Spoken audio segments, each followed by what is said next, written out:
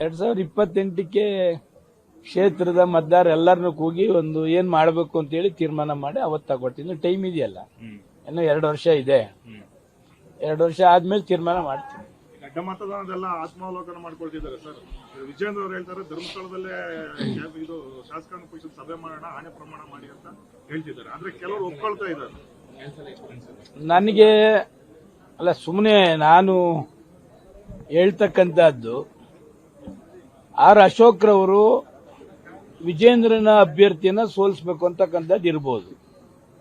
ವಿಜೇಂದ್ರ ಅವರು ಅಶೋಕರ ಅಭ್ಯರ್ಥಿಯನ್ನ ಸೋಲಿಸಬೇಕು ಅಂತಕ್ಕಂಥದ್ದು ಇರ್ಬೋದು. ಅದರಿಂದ ಅಶೋಕು ಮತ್ತೆ ವಿಜೇಂದ್ರನ ಇಬ್ರು ಹೋಗಿ ಪ್ರಮಾಣ ಮಾಡಿಬಿಟ್ರೆ ಸಾಕು. ಎಲ್ಲಿ ಧರ್ಮಸ್ಥಳದಲ್ಲಿ 63 ಜನ MLAಗಳು ಇದು ಮಾಡೋದು ಬೇಡ, ಅವ್ರಿಬ್ರನ್ನೇ ಕರ್ಕೊಂಡೋಗಿ ಮಾಡಿದ್ರೆ ಸಾಕಾಯ್ತು. ಬೇರೆ ಯಾರು ಮಾಡೋದು ಬೇಡ ಅಲ್ವಾ? 63 ಜನ MLAಗಳು ಹಾಕಿ ಇವರೇ ಕರ್ಕೊಂಡೋಗಿ ಇವರಿಬ್ಬರನ್ನ ಮಾಡಿಸಿದ್ರೆ ಸಾಕು. ಹೈಕಮಾಂಡ್ ಹೋಗಿ ಇವರು ವರದಿನೂ ಕೂಡ ಕೊಟ್ಟು ಬಂದಿದ್ದಾರೆ ಸರ್. ಏನಾಗ್ತದೆ, ಇವರೆಲ್ಲ ಸಸ್ಪೆನ್ಷನ್ ಮಾಡಿ ಯಾರ ಮೇಲೆ ಗೂಬೆ ಕುಣಿಸ್ತಕ್ಕಂಥದ್ದು, ಯಾರ ಮೇಲೂ ಅಪಪ್ರಚಾರ ಮಾಡ್ತಕ್ಕಂಥದ್ದಕ್ಕೆ ಮಾಡ್ತಿದ್ದಾರೆ. ಅವರ ಪಕ್ಷ ಆಂತರಿಕ ಏನ್ ಮಾಡ್ತಾರೆ ಮಾಡ್ಲಿ. ಈಗ ಇವರ ಆಂತರಿಕ ಕಚ್ಚಾಟದಿಂದ ಏನಾದರೂ ಶಾಸಕರು ರೆಬೆಲ್ ಆಗಿ ಅಡ್ಡ ಮತದಾನ ಮಾಡಿದಾರಂತ ಸರ್?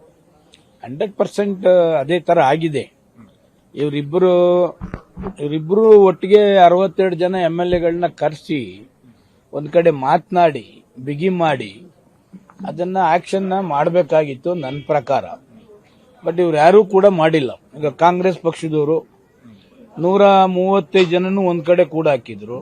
ಅವ್ರಿಗೆ ಟ್ರೈನಿಂಗ್ ಕೊಡ್ತಾ ಇದ್ರು, ಏನೆಲ್ಲ ಅನಾಹುತ ಆಗ್ತದೆ, ಏನೆಲ್ಲ ತೊಂದರೆ ಆಗ್ತದೆ, ಹೆಚ್ಚು ಕಡಿಮೆ ಆದ್ರೆ ಅಂತಕ್ಕಂಥದ್ದಿತ್ತು. ಒಬ್ಬೊಬ್ಬರನ್ನೇ MLAಗಳನ್ನ ಕೂಗಿ ವೋಟ್ ಮಾಡ್ತಕ್ಕಂಥದ್ದಕ್ಕೂ ಕೂಡ ಮಾಡ್ತಾ ಇದ್ರು. ಅವರು ಏನು ಪ್ರಿಕಾಷನರಿ ಟೈಟ್ ಮಾಡಬೇಕೋ ಅದನ್ನ ಅವರು ಮಾಡ್ತಾ ಇದ್ರು. ಬಟ್ ಬಿಜೆಪಿಯವರು ನನ್ನ ಪ್ರಕಾರ ಮಾಡಲಿಲ್ಲ. ಆಮೇಲೆ ವಿಪ್ ಕೂಡ ಜಾರಿ ಮಾಡಲಿಲ್ಲ. ಆಮೇಲೆ ಕೊನೆಯಲ್ಲಿ ವೋಟ್ ಮಾಡುವಾಗ 9 ಗಂಟೆಗೆ ಇರುವಾಗ 8 ಗಂಟೆಗೆ ಹೇಳೋರು ಅಂತಕ್ಕಂಥದ್ದು ನನಗೆ ಅವರು ಕೆಲವು ಶಾಸಕರು ಮಾಹಿತಿ ಹೇಳ್ತಕ್ಕಂಥದ್ದು.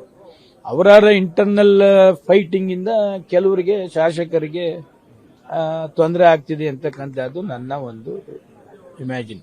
ಸರ್, ಆಮೇಲೆ ಈಗ ಬಿಡದಿ ಟೌನ್ಶಿಪ್ ವಿಚಾರವಾಗಿ ಸರ್, DK ಶಿವಕುಮಾರ್ ಅವರು ಪಂಥಾಹ್ವಾನ ಕೊಟ್ಟಿದ್ದಾರೆ ಕುಮಾರಸ್ವಾಮಿ ಅವರಿಗೆ.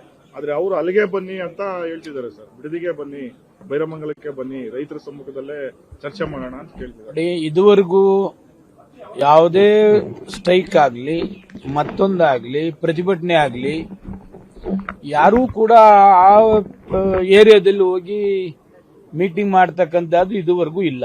ಅದು ಕಾವೇರಿ ಇಶ್ಯೂ ಇರ್ಬೋದು, ಬೇರೆ ಬೇರೆ ಇಶ್ಯೂ ಇರ್ಬೋದು, ಎಲ್ಲ ಕೂಡ ವಿಧಾನಸೌಧದಲ್ಲೇ ಸರ್ವಪಕ್ಷ ಮೀಟಿಂಗ್ ಮಾಡ್ತಕ್ಕಂಥದ್ದು ಕೂಡ ವಿಧಾನಸೌಧದಲ್ಲೇ. ಈವನ್ ಕೆಂಪೇಗೌಡ ಬಡಾವಣೆದು ಕೂಡ ಇಶ್ಯೂ ಆದಾಗಲೂ ಕೂಡ ವಿಧಾನಸೌಧದಲ್ಲೇ ಆಗಿ ಅದನ್ನ ಕೂಡ ಫೈನಲ್ ಆದದ್ದು. ಅದಕ್ಕೆ ಬಿಡದಿಲ್ ಹೋಗಿ ಮಾತಾಡೋದಕ್ಕಿಂತ ವಿಧಾನಸೌಧ ಇರ್ತದೆ, 5 ಜನ ಪ್ರತಿನಿಧಿಗಳು ಕುಳಿತು ಮಾತಾಡಿದ್ರೆ ಬಗೆಹರಿಸ್ಕೊಳ್ತಕ್ಕಂಥದ್ದು. ಎಲ್ಲ ರೈತರನ್ನ ಹಾಕೊಂಡು ನೀವು ಬಗೆಹರಿಸ್ತಕ್ಕಂಥದ್ದು ಏನಾಗ್ತದೆ? ಈಗ ನೈಸ್ದು 1900 ಎಕರೆ 40 ಲಕ್ಷ ಕೊಟ್ಟಾರೆ. ಯಾಕಿನ್ನು ಬಗೆಹರಿಸಲಿಲ್ಲ ಇವರು? ಇವತ್ತು ಒಂದು 40 ಎಕರೆ ಟೌನ್ಶಿಪ್ ಕೊಟ್ಟಿದ್ದಾರಲ್ಲ, ಇವತ್ತು 1 ಎಕರೆಗೆ 6 ಕೋಟಿ ಹೋಗ್ತದೆ. ನೈಸರು 40 ಲಕ್ಷ ಕೊಡ್ತಿದ್ದಾರೆ. ಅದನ್ನ ಯಾಕೆ ಬಗೆಹರಿಸಲಿಲ್ಲ? ವಿಧಾನಸೌಧದಲ್ಲಿ ಕುಳಿತುಕೋಬೇಕಪ್ಪ. ಕೇಂದ್ರ ಸರ್ಕಾರದ ಸಚಿವರು ಇವರು, ಅವ್ರ MLAಗಳನ್ನ ಕುಣಿಸಿ ಎಲ್ಲನ್ನು ಮಾತಾಡಿಸಿ ರೈತರಿಗೆ ಬಗೆಹರಿಸಬೇಕು ಅಂತಕ್ಕಂಥದ್ದು ರಿಯಲ್ ಇದ್ರೆ ಅವರು ವಿಧಾನಸೌಧದಲ್ಲಿ ಕುಳಿತು ಚರ್ಚೆ ಮಾಡಲಿ. ವಿಧಾನಸೌಧ ಬಗೆಹರಿದೆ ಹೋದ್ರೆ ಅವ್ರ ಹೋರಾಟ, ಇವ್ರ ಪರ ಇವ್ರ ಹೋರಾಟ. ಶೋಭಾ ಕರಂದ್ಲಾಜೆ ಒಂದು ಆರೋಪ ಮಾಡಿದ್ದಾರೆ, ರಾಜೀನಾಮೆ ಕೊಟ್ಟು ಹೋಗ್ಲಿ. ಈಗ ಇಷ್ಟೆಲ್ಲ ಅನಾಹುತ ಆಗಕ್ಕೆ ಭಾರತೀಯ ಜನತಾ ಪಕ್ಷದಲ್ಲಿ ಶೋಭನೆ ಕಾರಣ. ಶೋಭಾ ಮೇಡಮ್ಗೆ ಆರ್ ಅಶೋಕ್ ಕಂಡ್ರು ಆಗಲ್ಲ, ವಿಜೇಂದ್ರ ಕಂಡ್ರು ಆಗಲ್ಲ. ಇವರಿಬ್ಬರನ್ನು ಟಾರ್ಗೆಟ್ ಮಾಡಿ ಈ ಬಿಜೆಪಿ ಪಕ್ಷದಲ್ಲಿ ಅಲ್ಲೋಲ ಕಲ್ಲೋಲ ಮಾಡಬೇಕಾದ್ರೆ ಈ ಅಮ್ಮನೇ ಕಾರಣ. ಈ ಅಮ್ಮನ್ನ ಫಸ್ಟ್ ಧರ್ಮಸ್ಥಳಕ್ಕೆ ಹೋಗಿ ನಿಲ್ಲಿಸಿದ್ರೆ ಅಶೋಕನ್ನ ಸೋಲಿಸಬೇಕು, ವಿಜೇಂದ್ರನ ಸೋಲಿಸಬೇಕು ಅಂತಕ್ಕಂಥದ್ದು ಅವರಿಬ್ಬರಿಗೂ ಕೆಟ್ಟ ಹೆಸರು ತರಬೇಕು ಅಂತಕ್ಕಂಥದ್ದೇ ಮೈಂಡ್ ಮಾಡಿರ್ತಕ್ಕಂಥದ್ದೇ ಈ ಅಮ್ಮನೆ, ಶೋಭಾ ಮೇಡಮ್ಮೆ. ಅದಕ್ಕೆ ನಮ್ಗೆ ಹೇಳ್ಬೇಕಾದ ನೆಸೆಸಿಟಿ ಅಮ್ಮ ಇಲ್ಲ. ನಾನು ಓಪನ್ ಆಗಿ ಚಾಲೆಂಜ್ ಮಾಡಿದ್ದೇನೆ. ಬಿಜೆಪಿಯವರು ಕರ್ಟಸಿಗೂ ನಮ್ಮನ್ನ ಕೇಳಲಿಲ್ಲ, ನನಗೆ ಹೆಬ್ಬಾರ್ಗೆ ಅಂತೇಳಿ. ಮುಖ್ಯಮಂತ್ರಿಗಳು ಕರೆದಿದ್ರು, ಒಪ್ಕೊಂಡ್ರು, ಕ್ಷೇತ್ರಕ್ಕೆ ಅನುದಾನ ಕೊಡ್ತೀವಿ ಅಂತ ಹೇಳಿದ್ರು, ಅನುದಾನ ಕೊಟ್ಟಿದ್ದಾರೆ, ಮತ ಹಾಕಿದ್ದೀನಿ, ಓಪನ್ ಆಗಿ ಹೇಳ್ತಾ ಇದ್ದೀವಿ. ಇವ್ರು ತಾಕತ್ತಿದ್ರೆ ಕಂಡಿಡಿಲಿ, ಇವ್ರನ್ನ ಕರ್ಕೊಂಡೋಗಿ ಧರ್ಮಸ್ಥಳದಲ್ಲಿ ಮುಂದೆ ನಿಲ್ಲಿಸಿ. ಇವರು ಯಾರ್ಯಾರಿಗೂ ಅಶೋಕ್ ವಿರುದ್ಧ ಹೇಳಿದ್ದಾರೆ, ವಿಜೇಂದ್ರನ್ ವಿರುದ್ಧ ಮಾಡಿದ್ದಾರೆ ಅಂತೇಳಿ ಅವಾಗ ಗೊತ್ತಾಗ್ತದೆ. ಸೋಮಶೇಖರ್ನ ಕೆಣಕದು ಬೇಡ ಶೋಭಾ ಮೇಡಮ್ನವರು, ಗೊತ್ತಾಯ್ತಾ? ಕೆಣಕಿದ್ರೆ ನಾವು ಸರಿಯಾದ ರೀತಿಯಲ್ಲಿ ಉತ್ತರ ಕೊಡಬೇಕಾಗ್ತದೆ.